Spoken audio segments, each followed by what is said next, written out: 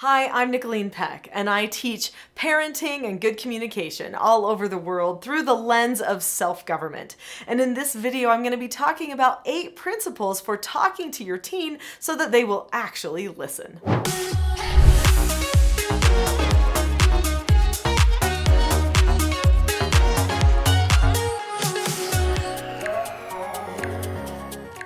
It can be difficult to feel like you're actually getting through to your teen, especially if they've put up some of those walls that seem to be so common among teenagers nowadays. But don't despair, I've got help for you. In this video, I'm going to be talking about 8 key principles that you can focus on that will help you in all the communication areas of your life, but also with your teens.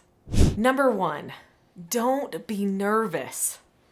Your teen, just like a dog, can sense if you are nervous, and then it makes everything even more awkward. So if you can, take some time to get yourself calm and composed before you have a conversation with your child about something that's really important.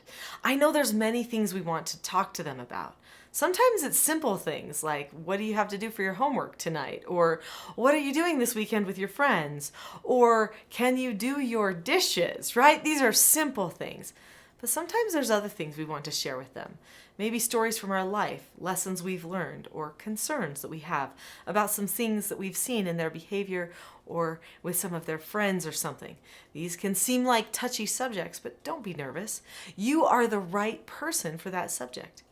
In fact, you are the only person that can have that conversation with them in a way that a parent could have. That's who you are. It's your role. You are the person that is supposed to be the teacher, the nurturer, the protector of that child. And so you need to wear that mantle of authority, that parental authority, cloaked in love and understanding and calmness, of course, too, as you are talking to them about the subject. But don't just stop there, because there are other tips that I have for you to make sure that when you're not nervous and you're having this loving conversation with your child, that you actually nail it. Number 2, within your own heart, accept them where they are. Don't worry about a mistake that they've made.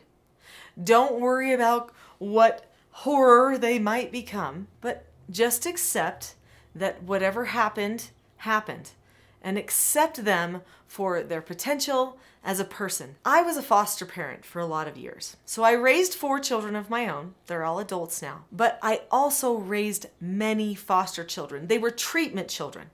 And they came to my home with all kinds of things.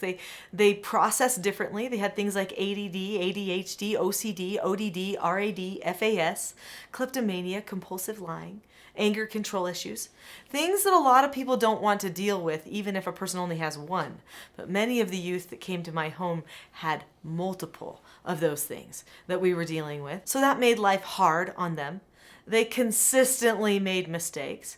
They had habits of being disrespectful and rude, violent and unkind. But I had to decide to love them in my heart. I had to decide that even if they were having a hard moment, my heart wanted to be connected to them. They needed to feel that bond and connection no matter what, that someone was going to be there for them, and I was going to make sure that I maintained that.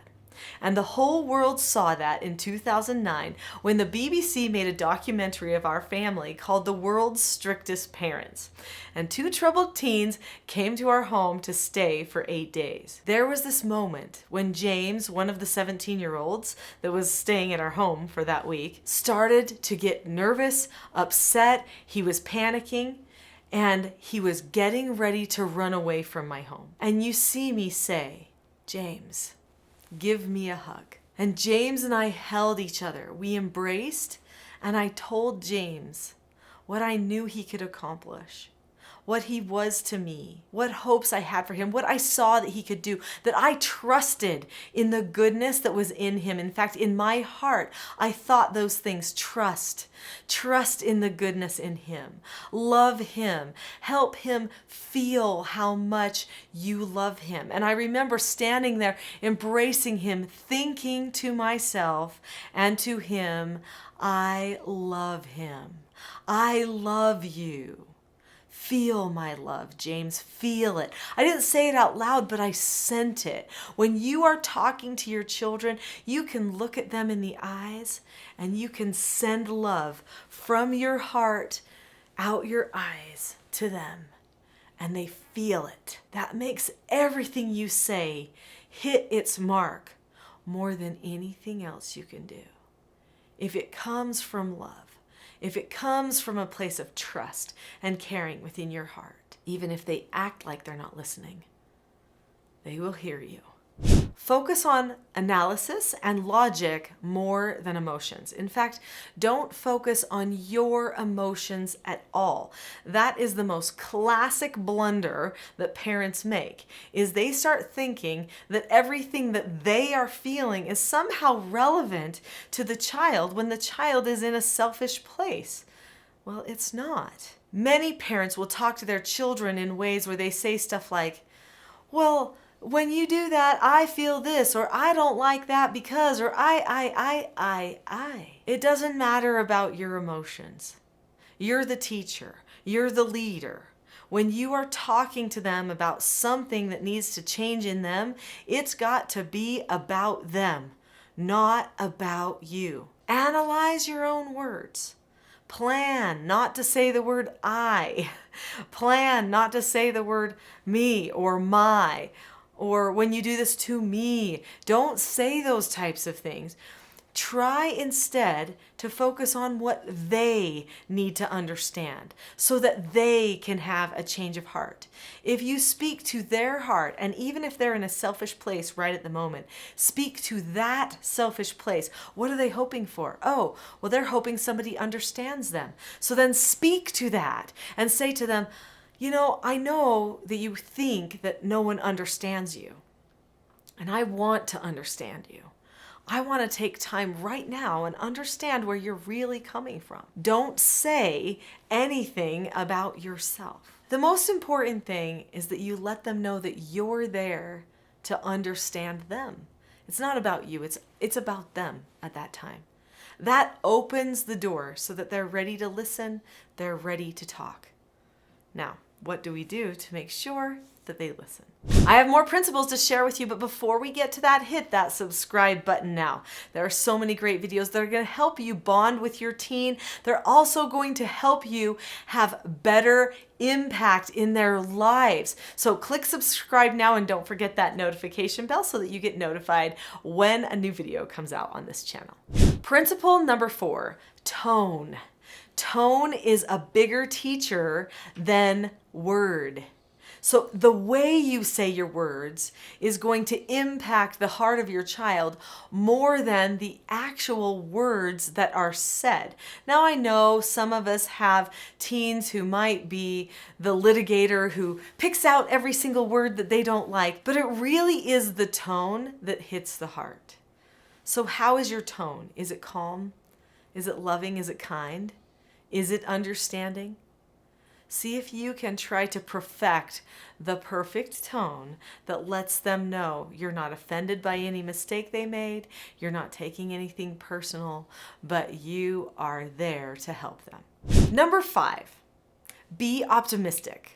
Be positive. Nothing ruins an interaction with a person more than your own negativity. Oh, this happened, these negative things, and making a big laundry list of what everybody did that was wrong. That doesn't move people in the right direction.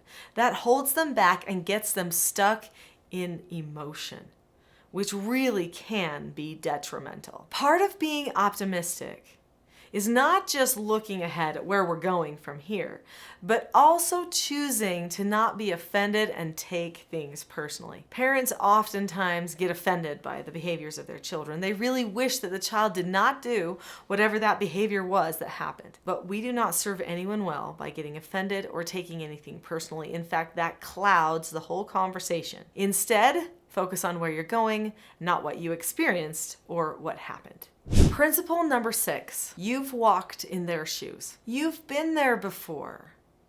I do believe that God gives us the people in our lives, the children in our lives that we will understand how to help. I believe that. I think sometimes they turn out to be little versions of us, which hopefully means that we've conquered the bad things about ourselves enough that we can now pass it on to the next generation so that they don't have to go through the same mistakes that we went through too. So they don't think that you understand. They don't think that you've been there. They think you're perfect and they're broken and a mess. But that's not true. You've been there. You've had hard times. When they're in their teen years, sometimes it's important that you tell them some of those hard things. Maybe don't get super graphic so that you lead to them feeling like, oh, well, it's fine. Mom or dad did that, so I could do it too. But tell them enough so that they know you've overcome, that you understand, and that you don't judge.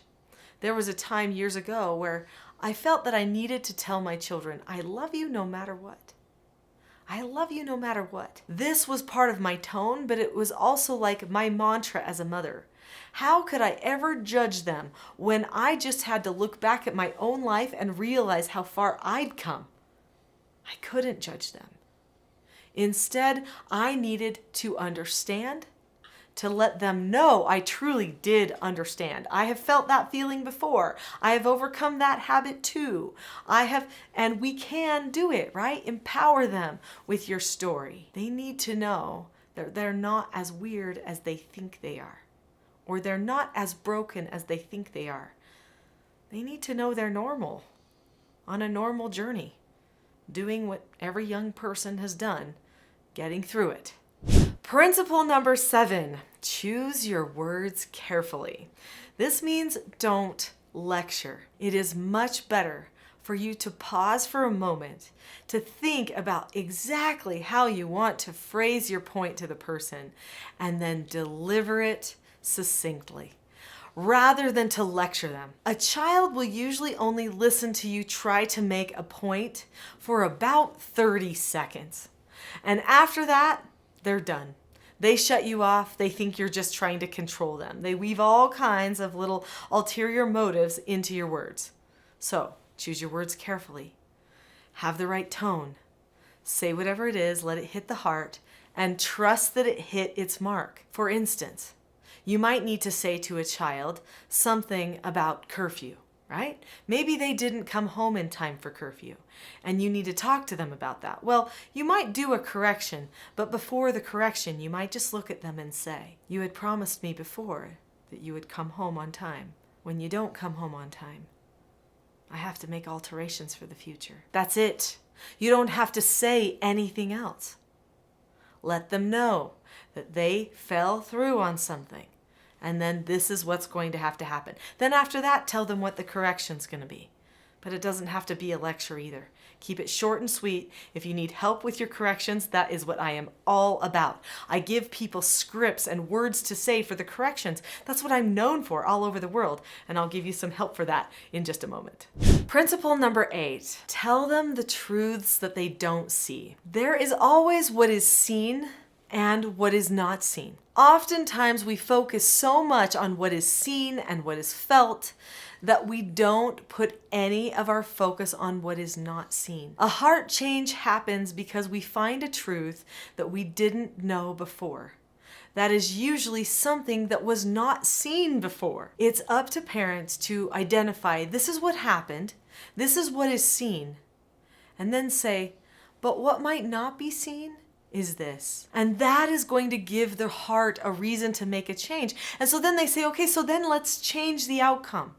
Let's now plan for a new thing that we can see so that we know that we are going in the right direction to get the right truth to be at the base of all of our actions. I was a strong-willed person. In fact, all of my children were strong-willed, and well, my foster children were strong-willed too. That's one of the reasons that they were in my home doing treatment care. So I have a bit of experience with strong-willed people, and there's something that I know for a fact.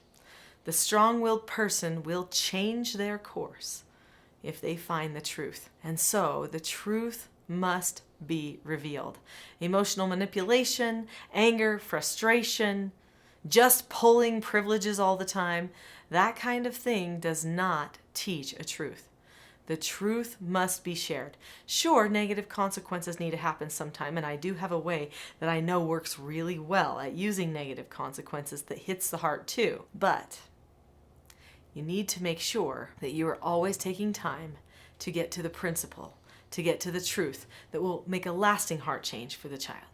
Talking with your teens can seem like a big deal, but over time, if you apply these 8 principles that we have just talked about, you will actually feel like it's a pleasure to have those conversations, and they will too.